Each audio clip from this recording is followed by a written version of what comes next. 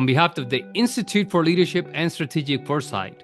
Welcome to So You Want to Be the Chief, a podcast for leaders. Well, as I always say, it truly is a blessing to be among the people that I get to interview for this show. And this person I'm going to introduce you, and you may know him at least online on social media and all that. He is retired Chief Master Sergeant Lou Lewis, the fired up chief. That's what he's known by. Who, when I got to thinking about it, Lou, I think really I'd have to do a lot more research probably, but I think you're like my first chief protege. We met 92, maybe 91, 92, 1992, 91 in at March Air Force Base. And I remember you being a snot-nosed little staff sergeant that didn't know what the hell he was doing. But we got together, and I think you appreciated what I was the way I was guiding you, and you made chief. So that's the most important thing. And no, the most important thing is that we're like brothers. Chief Lou Lewis, God bless you, man. How you doing? I'm doing great there, Chief. And you're absolutely right. We did meet him back in 1991. I remember I was a young staff sergeant running the honor guard, and I remember I used to look and see this really sharp chief that just inspired me. You know, like when kids look at a basketball court, they see like Michael Jordan. That's where you inspired me. So you're the one who gave me the fire to want to be a chief. I said, man, if I ever make chief, I want to be just like Chief Bob Vásquez. And it's an honor to be on your podcast, which, you know, I don't do a lot of podcasts. I'm very selective on what I do, but anytime I can go back there and just give back to someone who inspired me, it's an absolute pleasure. Yeah. Well, eventually that became what I call air power, HEIR power. And the idea, as you know, Lou, is to pass on whatever you can, man. Because, you know, we're all on our way out, one way or the other. Right. We don't know how many days we got left, but if we can pass even one good nugget to that young Staff Sergeant Lou Lewis, then it's worth it, because I know you've been doing it for, well, I mean, 90, I don't do math, man. So 20, 30, 40 years, something like that. And you keep doing it. And that's good, man. I'm proud of you for continuing. And you're not a BSer. You're as honest as you can possibly be, and I appreciate it, and I think a lot of people appreciate it. There's not a lot of that happening anymore, but anyway, I'm glad I brought you up, right? Because I know where you live, man. You start messing up, I'll come get you. You know? Yeah, you could definitely come get me. Not right now though. You're in Trinidad. I'm man. in Trinidad. Yeah. Down here in Trinidad, down here in this incredible island over visiting my mother-in-law, and just sitting back and trying to relax, trying to. Yeah. You know, that's something like people like with our type of personality, sometimes that's kind of hard, right? Yeah. You know, to sit back and relax and just, you know, just take your time instead of sprinting. Hey, how about you just glide, just easily walk past? It's something to learn from. Yeah. Well, and you know, Lou, I've had this conversation on other podcasts. So, you know, Lou, Jose Lugo Santiago, and we do a podcast as well. But, you know, people like us, and like I guess we're like mega type A's. We breed those kind of people, but you know we got to take a break every once in a while. You know, you do need it. Lugo and I talk about what do they call burnout every once in a while, and everybody thinks that burnout happens all of a sudden. No, it doesn't. It starts a little at a time, and then eventually hits you, and then you sometimes don't recover from it. But you got to recover from it. So it takes some time, man. And I know it's hard. It's hard for us old, especially us old guys, man. Grumpy old men, I think is what we're called. I know, but Chief, you remember like over 5 years ago, you know, I was laying on my back for like 3 months when I was in the hospital, and you know, ever since then, I just said, you know, I got to keep going, because you never know, you know, when the good Lord gonna call you up. Yeah. And I just want to say that, you know, I gave back. And you just did my best. And like what you said, when I was at March Air Force Base in 1991, you, Chief Snoddy, Chief Dukes, you guys gave a foundation. You know, like, and I don't know if the guys getting that foundation, like when you guys gave it, you know, y'all spoke the hard truth, and y'all didn't tell those soft lies. You know, if the baby was ugly, you say, hey, Staff Sergeant Lewis, you need to get your stuff together. I remember one time I came to you, and I still use this as my leadership philosophy. I was like, Chief, how could I keep this honor guard motivated? And you remember how much pressure we had, you know, like when you was with the band, with the honor guard, because you had the Air Force Village West, you had General Kirsty LeMay, you know, that was like mistake free. And I'm like, how I keep these guys motivated? You're like, first you got to get to know them, you got to let them know you care about them and everything else. But then you told me sometimes you got to kick them in the butt, and it just, and that right there just stuck with me throughout my whole career right there. And Chief Vásquez, I'm being honest with you, like, before I met you, I didn't really see a lot of good chiefs. But when I saw you, I knew that I was going to be a chief and that I was going to like carry forward those traits you taught me. So, and I hope, I did a good job of doing it. I definitely did, try to give them all and always give my best. Yeah, well, the good thing about it, Lou, is that you became better than me, and in many ways you are better than me, and that's okay. The idea, especially about air power, is that we learn from that person and then add on to it. You don't ever want to be like that person, whoever it is. Right. Learn from that person as much as you can, and then grow from that, and that'll make you even better. And then pass it on. The air power, pass it on. So, and by the way, Lou, man, I am so grateful that you're around, man. Going through the COVID thing, what do you call it? Long COVID. and, it'd be kicking my butt. That's a daily fight every day too. Just to fight the fatigue and exhaustion. It don't go with my personality. You want to go, but then your body just shut down and just, trying to live with that right there too, which is it been challenging. And my philosophy is I ain't gonna complain about things I can't control. Right. You know what I'm saying? I can't control that, but I just control how I respond to it and how I stay positive, while facing it. Then, just move our way on and stuff. Right. So, right. But well, you mentioned something that I keep saying on the program, Lou, that back in my day, which I passed on to you, we were mentored by the old chiefs. I made chief at Maxwell, and you remember, I think it still is. That's a mecca for chiefs for senior enlisted PME, and the guys there, Ray White, Chief. I can't remember his name. Anyway, there were a bunch of the chiefs that took me under their wing, and a lot of people don't know. I got in trouble just before that, and those guys said, "No, bring him to us because we'll take care of him. We'll build him up," and they did, and they made me what became I think a decent chief. But I'm not sure. You're right. I'm not sure that they do that anymore. And I want your opinion, but here's the deal. What I sense, Lou, is that they're holding on to stuff. And I never held on to anything, man. Whatever I learned, and I'm probably bothered you more than you wanted me to. But if I'd learned something, I'd go, hey, let me go find Lewis because he needs to know this stuff. And it's not about the more you learn, the better you get. The more you learn and pass on, the better you get. Right? And I really see that right there too. And it's sometimes it's kind of disheartening and disappointing, just to be honest. Like when I was a command chief, I used to have a chief, soon the line numbers come out, chief expectation meeting, where, you encourage them to go out there and like learn, what it takes to be a chief, because just because you made chief, you starting all the way back over again. And I remember like when I made chief, I was at Kadena, I had to go visit every chief on the base, inside their office, eyeball to eyeball, and get a tip on how to make me successful as a chief. And I also remember when I went to the chief group meeting, they told me don't speak unless you're spoken to. So you wanted to listen more than you had to speak. And, that right there paid big dividends because, these chiefs right there really taught you along the way. But sometimes I see, you have some chiefs out there who's receptive.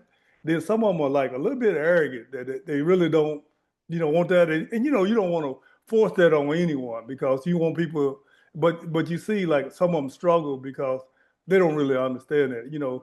I look at chiefs out there too who are worried about, some chief ask me about, hey, can I look at this EPB or whatever you call it? Back in our day, we didn't care what an EPR or APR.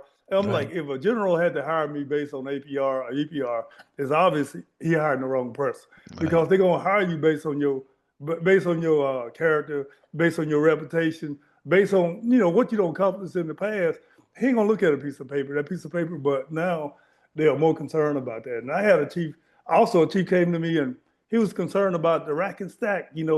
I guess he was on the base and they racked him number 16 and he was feeling some type of way about that. I'm like, but that's a personal opinion. They're like college football preseason ranking. They saying number one. God, come on now. I'm like, just because they saying you number 16, you feeling some type of way, you still a chief.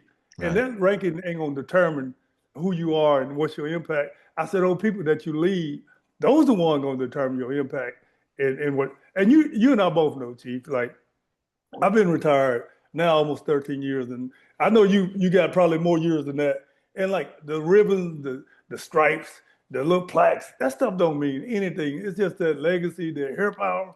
That's what it make it all about right there. When someone come out their time and just say, how much of an impact you have on your life. And what I admire about you is not only you have an impact on the enlisted people's life, but when I travel around and I meet people who went through the academy, I say, hey, do you know my mentor, Bob Vásquez? I say, and I see the smile that come on their face right there. And it just let me know, like, that's better than any retirement decoration that you can get. That's better than any award that you ever received. Just the impact that you had on people's lives and stuff. And so, and that's what I try to encourage these Chiefs. Like, come on, like, let's think about it. Let's make an impact. Yeah. Now I have to correct you, Lou, because there is one plaque that does mean something, and that's the one that says ruggedly handsome Chief Bob Vásquez. I have it right over here, man. There's only one, and I got the plaque. I got the plaque, man. Okay.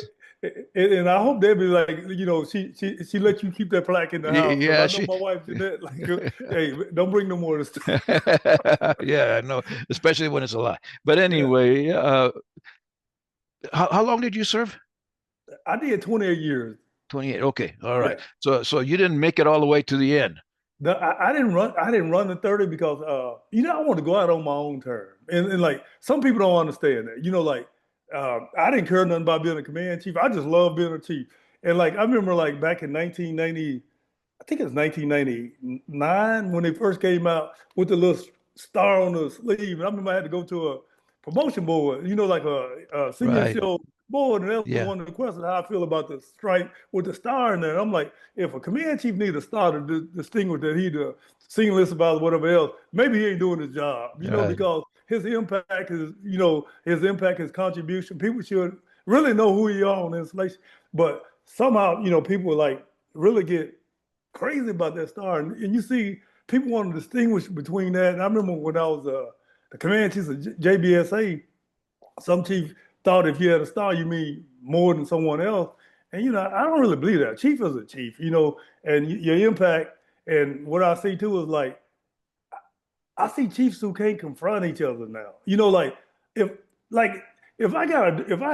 you have a different opinion than me and you tell me your opinion and I'm listening to you, I'm not mad because you got a different opinion. I'm getting educated over there. You think differently. I remember when I was at Lakenheath, I was the group chief of MSG, and my wingman, Rambo, he was the group chief of maintenance group. And we'd be in the chief group meeting, we going at it. Wow, we both going at it about something that we real strong about. And then, they think me and him like fussing and cussing and hollering at each other. And then at the end, he like, well, Lou, what time can I come pick you up to go to lunch? And people like, you go to lunch with Charlie? But, that's what it is. That's when you have the healthy discussion when you looking out and you both getting educated and you doing what's best for the mission of the base. Right. And I don't see that no more. If someone have a different opinion saying, hey, I don't really like that, we should go do it this way or whatever else, then they get mad and like, hey, this guy got a different opinion. I don't like him, and I don't want that diversity of thought around me. We miss it out on that. You should be able to have a healthy disagreement and then you come together for a common goal. Yeah. And I remember those days, Lou, when no kidding, the chiefs would literally go in the room and raise hell. We would cuss and discuss about whatever it was. Now, if I remember correctly, it was always about how to do things better. It was never personal. It wasn't, we would never call each other names or anything like that. But this is the way I think we should do it. No, we should do it this, blah, blah, blah. And we'd go to it. And then after we all agreed this is the way we're going to do it, which is the general way, right? Whatever the boss, actually, whatever he said, that's what we're going to do, or she said.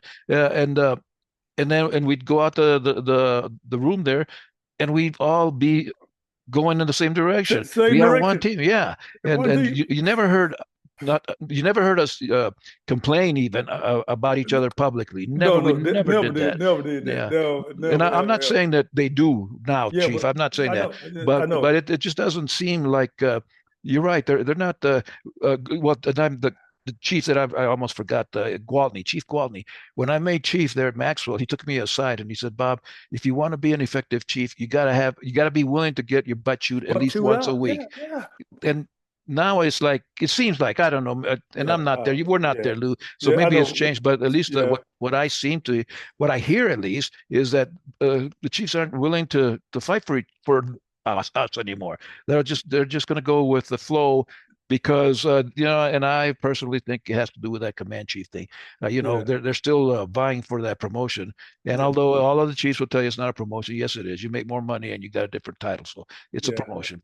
We ought to call it. We ought to be straight up, Straight up. Yeah. but we're not anyway. But things have changed, and that's okay because things should change, but for the better. And I always tell people, I just did this talk Thursday with the med group over at Peterson, and I told this.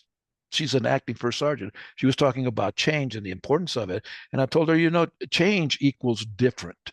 Progress equals better. Better. It's a mindset. When we think about, Yeah. again, we didn't use those words back in our day, but we were always looking for progress. How do we make this better? How do we make the mission better? It's Better. Right. easier for our airmen so that they're not suffering and all that kind of stuff. But nowadays, and I think that's just the culture, Lou. Yeah. The culture is, it's just, we complain about the youngsters being all about me. Well, that's everybody. That's not the youngsters. That's everybody from the not totally top, but right around the top, all the way down. It's like everybody wants their piece of the pie. Well, the pie's pretty big, and we It's can make really it better. big. We can make a bigger pie. But I don't know. I hope that things will change, and the key, I think, Lou, and I think you will agree, is it's about me. What do I do?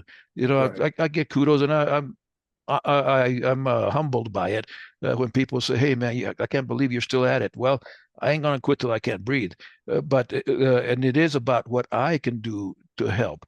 I just had at that talk that I did Thursday, a young two-striper, I think he is, came up to me and gave me an idea, or he said, "Hey, Chief, you should write a book about blah blah blah blah blah." And I said, "No, no, you write it. I'll help you.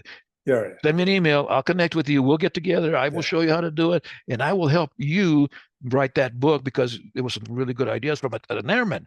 Us chiefs, we write plenty of, well, not plenty, but I do. But nonetheless, those youngsters have thoughts. They have ideas.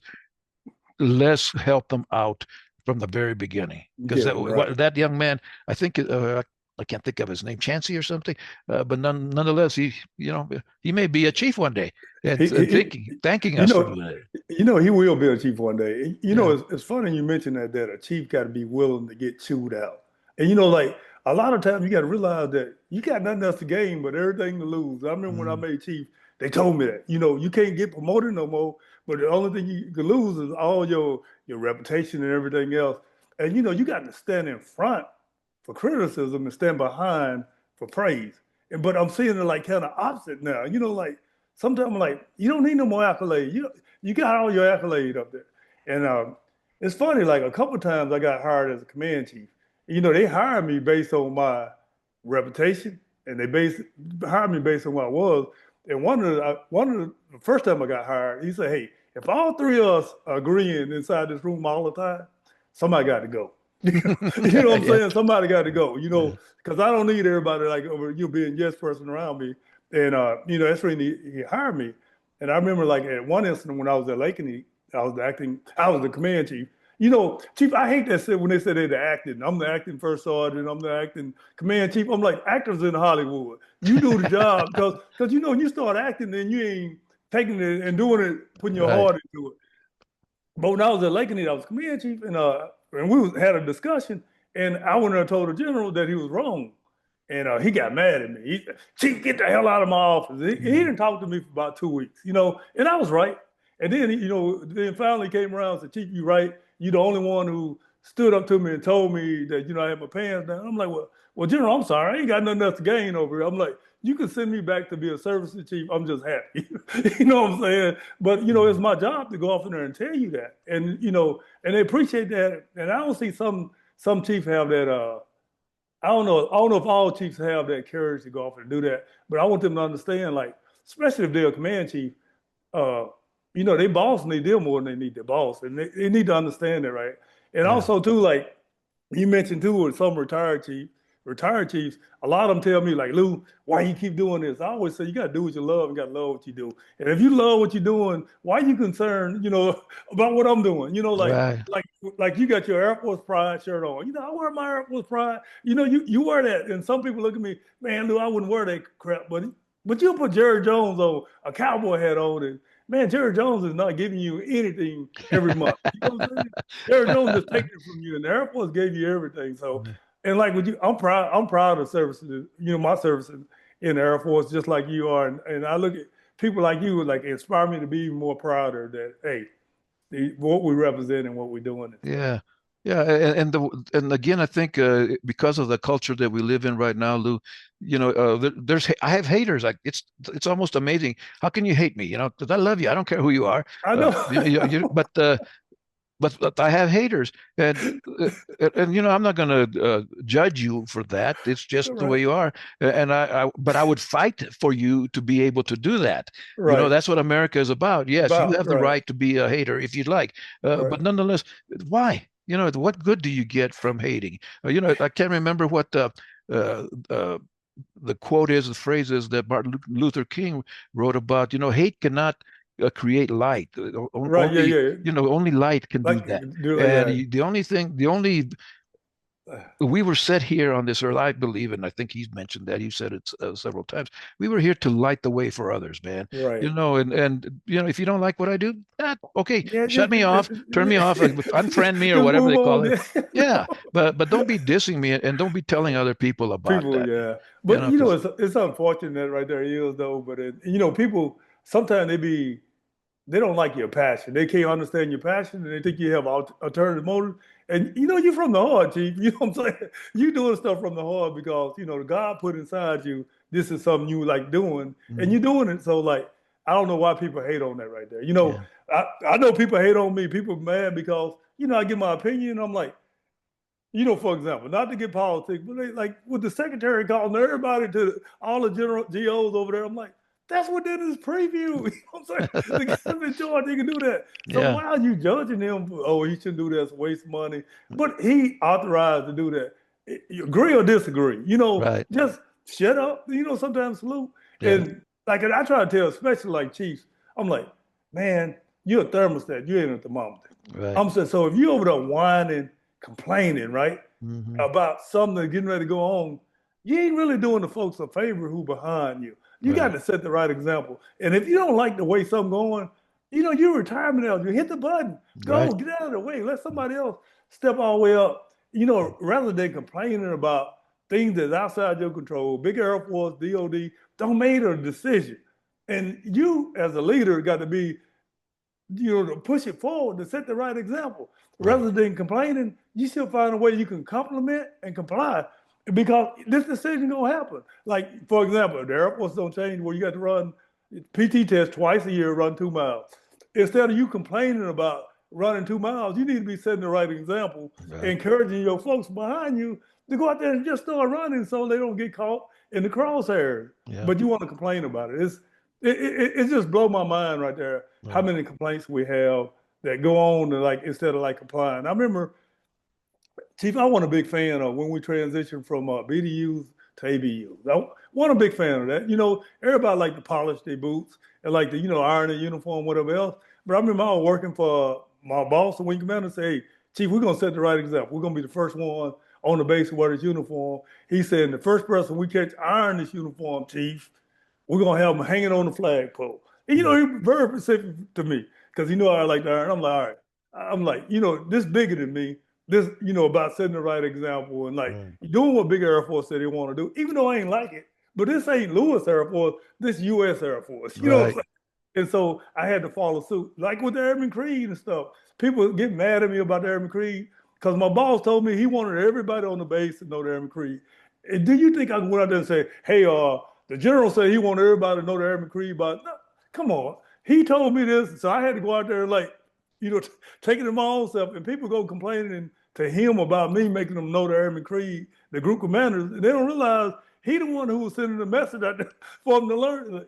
But I didn't go rat him out. But I Yeah. see some leaders who go out there and say, hey, the boss said this. No, you need to start speaking what the boss said. Yeah. Instead of saying, Salmon said, if the boss said, you need to start saying, hey, this is what we're going to do. So you don't undermine your leadership. And as we mentioned those things, Lou, there are a lot of great chiefs out there. You know that. It's a lot. You know some of them. Yeah, I know yeah, some yeah, of them. yeah. We've raised to some of them, Come on, and right. they know what it takes, and they're doing a great job. So it's not like it's all going to crap. It's just a little bit different, and it could be better if Yeah. what is a Return to the Future? I think that's the movie, the set of movies.